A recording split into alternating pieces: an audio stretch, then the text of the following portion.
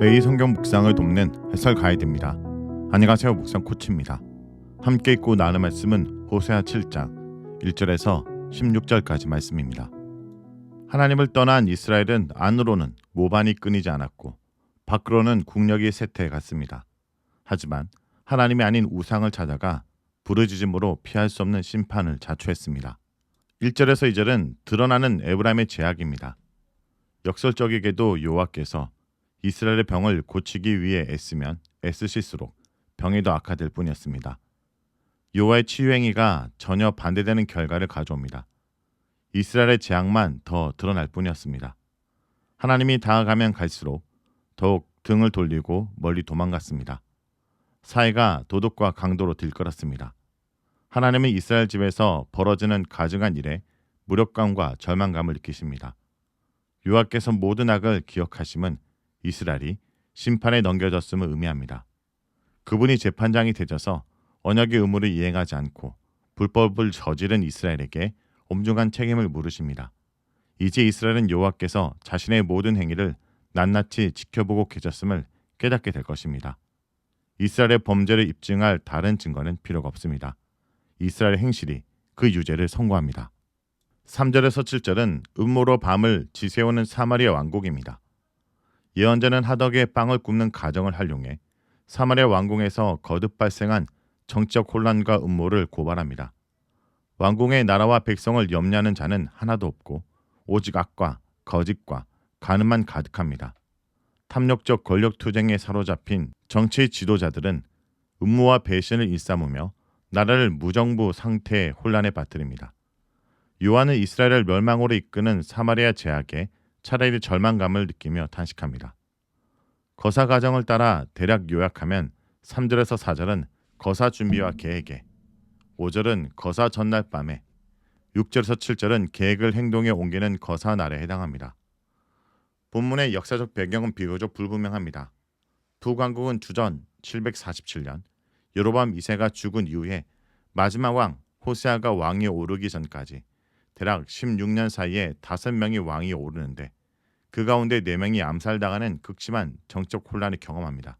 왕권이 음모와 폭력에 의해 거듭 피를 흘리며 교체됩니다.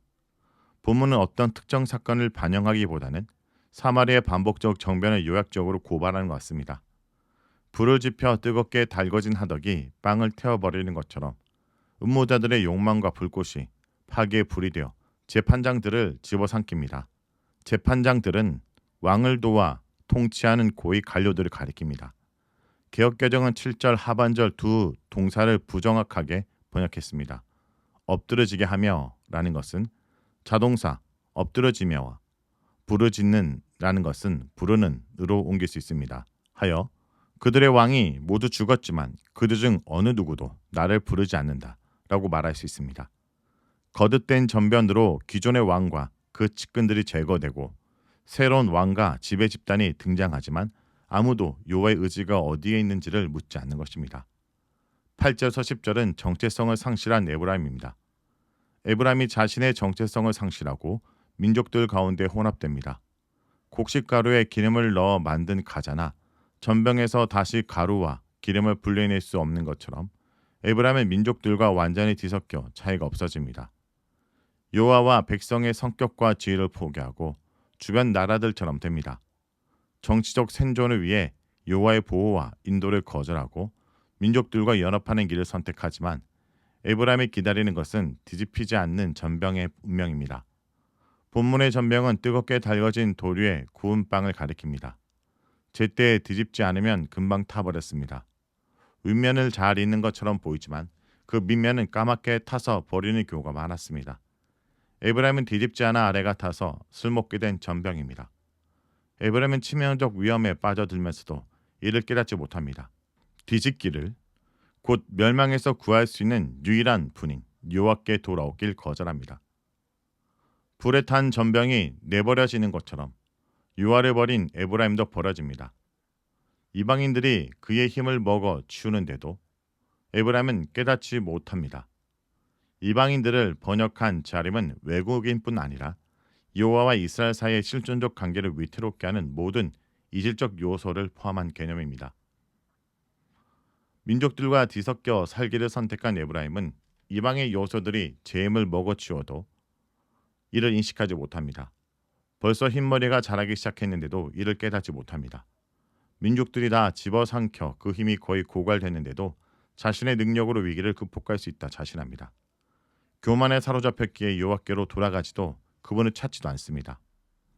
11절에서 12절은 심판을 자초하는 에브라임의 어리석음입니다.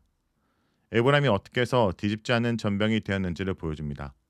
여호와를 떠난 에브라임은 어리석고 지혜가 없는 비둘기 같아서 애국과 아수르의 양다리를 걸치고 줏대 없이 처신합니다. 여호와를 부르지 않고 애굽을 부르고 여호와께로 돌아오지 않고 아수르로 갑니다.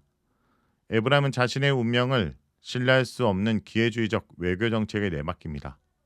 바로 이러한 지각 없는 처신이 에브라임을 뒤집지 않는 전병으로 만듭니다. 방향 감각을 상실한 비둘기 같은 에브라임에 맞서 여호와께서 새 사냥꾼이 되십니다. 여호와께서 아수르와 애굽을 찾아가는 에브라임 위로 그물을 던져 공중의 새처럼 낚아채실 것입니다. 예언자가 선포한 대로 여호와께서 징계하실 것입니다. 징계하리라 라는 것은 여호와의 징벌이 관계의 완전한 단절로 끝나지 않음을 말하고 새로운 시작을 내다보는 정화의 심판이 될 것임을 함축적으로 보여줍니다. 13절에서 14절은 에브라임의 거역입니다. 6장 7절에서 시작한 고발이 이제 그 정점에 도달합니다. 여호와께서 비통한 심정으로 에브라임의 불순종과 배반을 개인적으로 고발하십니다. 여호와는 도와주려 애쓰지만 에브라임은 도망치려고만 합니다. 여호와께서 심판에 맞다는 골목으로 내몰리십니다. 에브라임의 배반이 여호와의 구원의 의지를 심판 의지로 바꿔놓습니다. 이들은 여호와를 떠나지 않았다고 주장하지만 이는 거짓에 불과합니다. 여호와를 찾기는 했지만 섬심으로 그분을 부르지 않았습니다. 여호와를 부르긴 했지만 실제로는 가나안의 신 바알과 다름이 없었습니다. 이들은 곡식과 새 포도주를 위해 침상에서 슬피 부르짖습니다. 풍요의 부재가 이들이 탄식하는 이유였습니다. 여호와의 부재는 이들의 관심사가 아니었습니다. 여호와를 떠나 범죄한 결과로 곡식과 포도주가 사라졌는데도 사라진 곡식과 포도주만 안타까워하며 탄식합니다. 15절에서 16절은 조롱거리가 되는 은혜를 모르는 에브라임입니다. 에브라임의 배반은 한마디로 배은망덕입니다. 여호와께서 구원의 역사와 말씀의 가르침을 통해 당신 백성으로 살아갈 수 있도록 훈련시켜 주셨지만 에브라임은 자신의 능력과 강대국의 도움을 선택하고 그분께 거슬러 악을 깨할 뿐이었습니다. 에브라임은 여호와께로 돌아왔다 말하지만 이는 이들의 생각일 뿐입니다. 에브라임이 돌아오기는 했지만 높으신 자에게로 돌아온 것이 아니었습니다. 구원 능력이 있는 높으신 자에게로 돌아오지 아니하고 구원 능력이 없는 높지 않은 바알에게로 돌아갔습니다. 그들은 심판에 피할 수 없게 됩니다. 동맹 정책을 통해 국가의 생존을 도모하던 지도자들은 모두 칼에 맞아 죽고 에브라임은 쓸모없는 할처럼 벌어질 것입니다. 예전에 여호와의 크고 두려운 이적과 기사를 경험했던 애굽이 우상을 섬기다 멸망당한 에브라임을 보고 그 어리석음을 조롱할 것입니다. 열강을 의지하며 국력 신장을 도모한 이스라엘 시도는 실패로 끝납니다. 거룩한 나라를 포기하고 거대한 나라를 꿈꾸더니 뒤집지 않은 전병처럼 나라의 존립 자체가 위협을 받습니다.